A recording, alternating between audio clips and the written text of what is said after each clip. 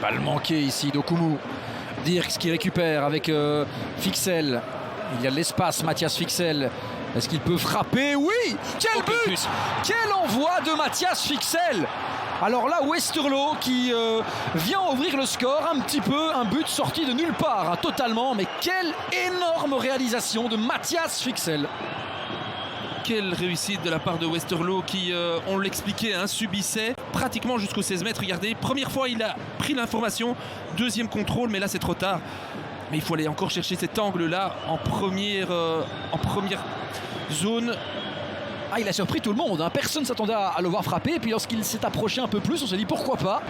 Attention à ne pas être trop cool non plus. De Sarr, ah, ça n'arrive tout juste pas chez Kuipers, mais qui ici vient chercher l'espace. Kuipers, le centre et l'égalisation. Le but inscrit par Hong sur l'assist d'Hugo Kuipers. Le buteur peut également être passeur. Voici l'égalisation pour les Buffalo. Hein van Azenbroek reste assis, on imagine qu'il doit être un peu soulagé. Avec un de Kuipers qui va perdre de nouveau un ballon beaucoup trop facile, on ne se parle pas avec Fixel. Première chose, deuxième intervention, le deuxième ballon il est pour Hong qui joue bien le coup. Et puis regardez comme on va être un petit peu nonchalant parce qu'on oublie complètement Hong, hein. À partir du moment où il a donné son ballon, il est complètement oublié, même si Van Eno jette un coup d'œil. Après c'est trop tard, c'est super bien joué de la part de Kuipers. Kuipers, on l'a mis par les Gantois. Torunariga qui a un petit peu d'espace pour centrer. Torunariga, le centre Ratzel écarté par Neustadter. Ensuite la frappe, passe et goal. But inscrit par Sven Kums, C2-1 pour la Gantoise qui en quelques minutes seulement est parvenu à passer de 0-1 à 2-1. Mais qui reçoit des cadeaux et qui a beaucoup plus d'espace finalement qu'en première mi-temps. Ces situations-là, elles étaient déjà arrivées en première mi-temps. Mais c'est surtout au niveau du centre. Regardez la relance de nouveau avec un Kums complètement seul. Bolat qui a peut-être la vue un petit peu masquée. Je ne sais pas s'il peut faire beaucoup mieux. En tout cas, il dévie ce ballon dans ses... Ouais, il doit faire un petit peu mieux pour moi, François Nicolas. Parce que ce ballon, il vient quand même relativement proche de lui. Un petit peu derrière lui, c'est compliqué pour aller le reprendre de la tête. Derrière lui, peut-être aussi assez bas.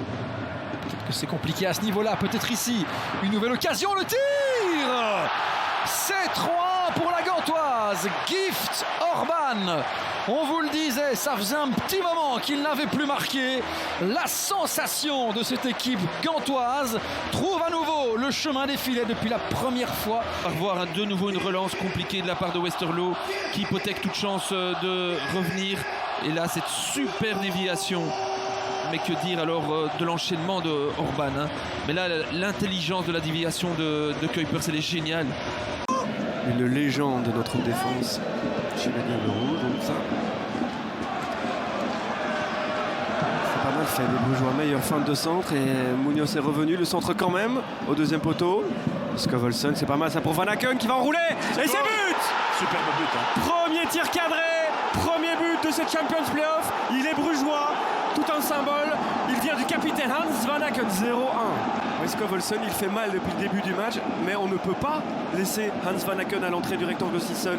Regardez. Il vient de très loin, Rozovski et Heinen sont hors position. Mais on sait que c'est sa faculté de... Regardez, c'est lui hein, qui est à l'avant-dernière passe, là. Hans Van Aken, il marche, et puis il voit tout l'espace devant lui, Philippe. Oublié par Pencil, mais Rozovski et Heinen doivent être dans une position axiale, là, aux abords de la surface. Après, sa frappe est magnifique. Ensuite, c'est du Van Aken, hein. Il peut marquer de toutes les positions.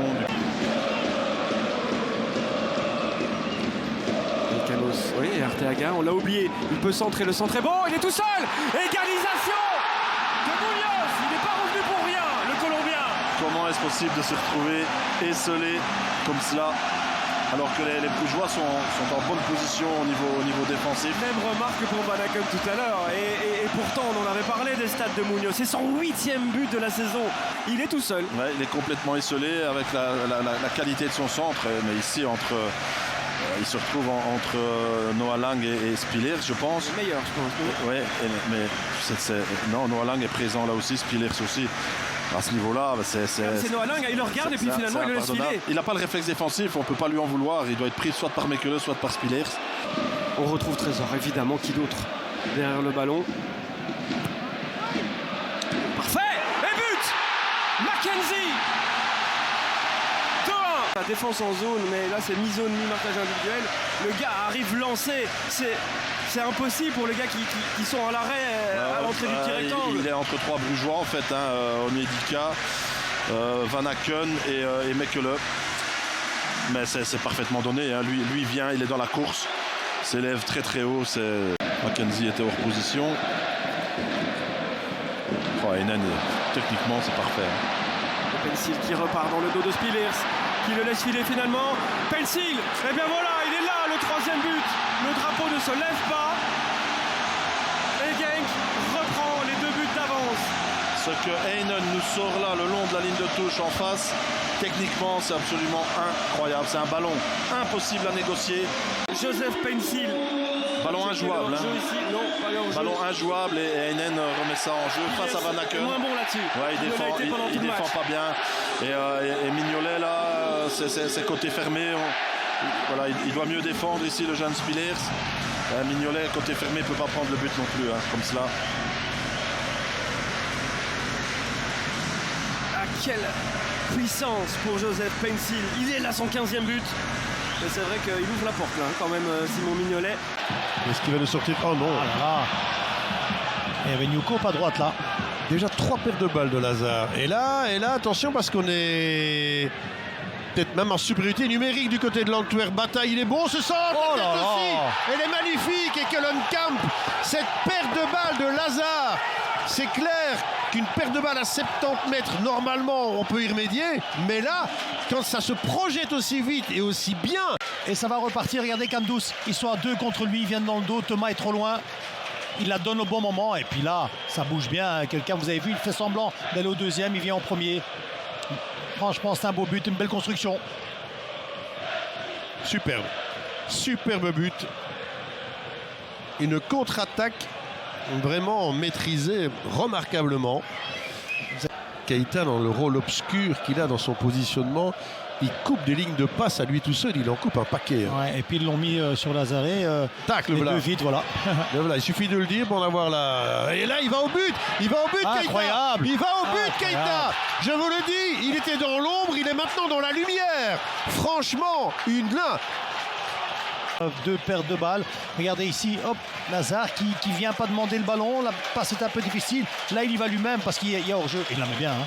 Bon, même si Maurice la touche, il la met bien. Il a un peu de chance, mais soulignons aussi Vermeeren. Hein, et dans le premier, c'est Vermeeren qui la bloque dans un premier temps et puis qui la met dans la foulée. Ouais, très bien joué. C'est grâce à lui qu'il peut se retrouver comme ça. Keita peut se retrouver face à Maurice.